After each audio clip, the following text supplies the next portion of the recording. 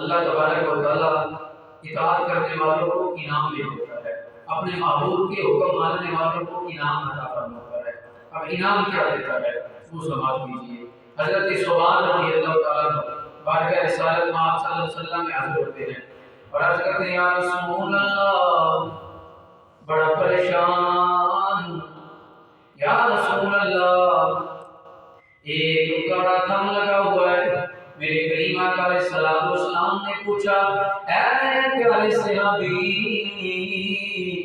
کیا بات ہے، اتنا غمگین کیوں ہے، اتنی پریشانی تم کو کس بات کی ہے؟ عرض کرتے یا رسول اللہ میں مریض عشق ہوں، مجھے اور کوئی مسئلہ نہیں۔ اے ثوبان بتا تو صحیح تجھے کون سا مرض لگا ہے؟ عرض کرتا یا رسول اللہ مجھے ایک جدائی کا مرض ہے، یا رسول اللہ میں آپ کے بغیر ایک لمحہ بھی گزارنا برداشت نہیں کر سکتا۔ یا رسول اللہ جب آپ کو دیکھنے کی چاہت آتی ہے دوڑتا ہوا آپ کی بارگاہ میں آ جاتا ہوں، آپ کی زیارت کر لیتا ہوں۔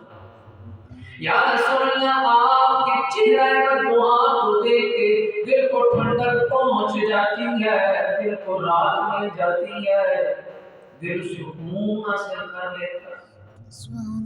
نبی علیہ السلام نے ارشاد فرمایا، اے ثوبان پھر پریشانی کس بات کی ہے، پھر غمگین کیوں ہو رہا ہے؟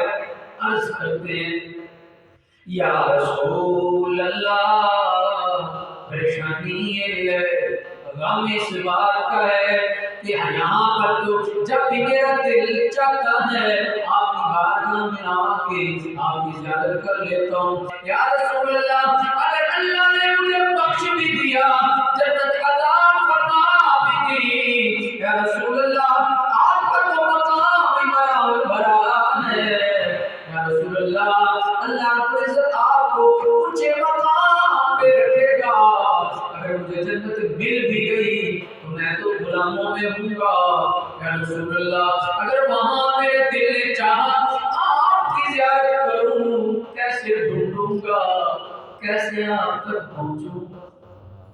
یا رسول اللہ بس یہی جدائی کا غم ہے، یہی پریشانی ہے کہ یا رسول اللہ صرف یہ پریشانی ہے کہ جنت کی طرف اگر میں چلا بھی گیا میرا تو مقام بھی غلاموں میں ہوگا، آپ کا مقام بڑا اونچا ہوگا، یا رسول اللہ پھر جب آپ کی زیارت کرنے کا دل چاہے گا کیسے حاضر ہوں گا؟ میرے کریم آقا علیہ السلام نے ارشاد فرمایا، اے ثوبان پریشان نہ ہو، قیامت کے دن اللہ تبارک و تعالی جس بندے سے جو بندہ پیار کرتا ہوگا اللہ اس کو اس کے ساتھ ہی